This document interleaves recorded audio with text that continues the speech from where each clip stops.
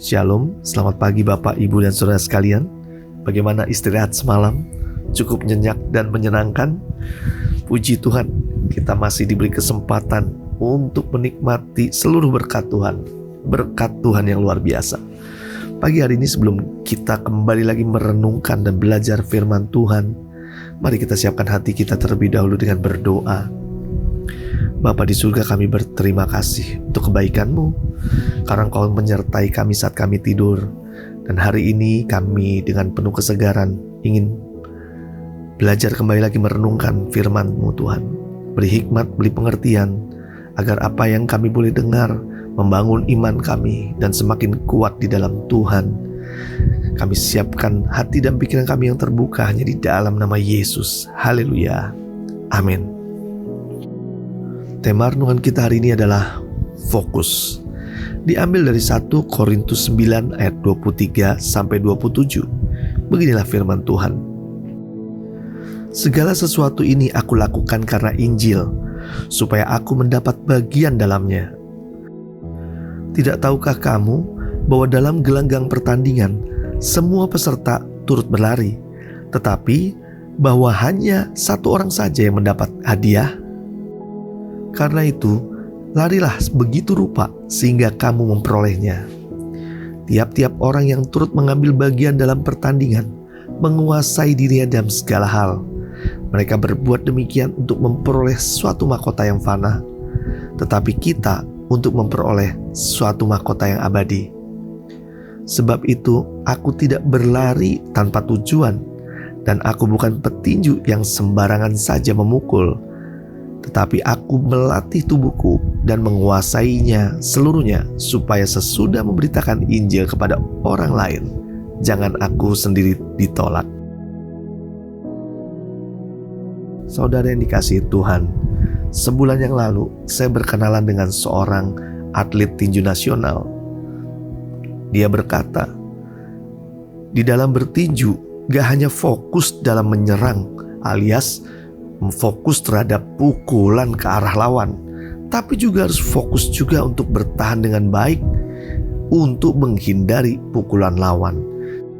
Di dalam bertinju, saat kita fokus dalam menyerang, kita sebenarnya membuka pertahanan kita. Untuk itu kita perlu pertimbangkan baik-baik untuk membangun juga pertahanan agar tidak kena tinju dan KO. Saudara yang dikasihi Tuhan, Rasul Paulus berkata, aku tidak berlari tanpa tujuan, dan aku bukan petinju yang sembarangan saja memukul, tetapi aku melatih tubuhku dan menguasainya seluruhnya.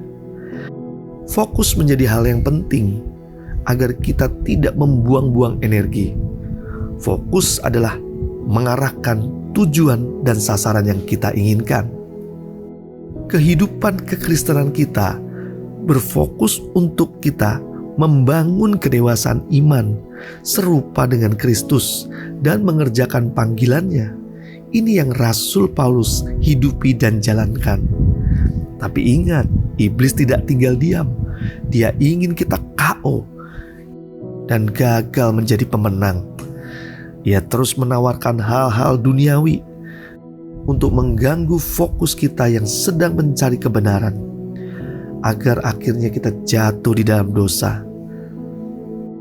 Untuk itulah kita harus menyadari kita butuh pertolongan Tuhan, kita butuh proteksi Tuhan untuk melindungi kita tetap bisa fokus dengan tujuan mencapai kebenaran.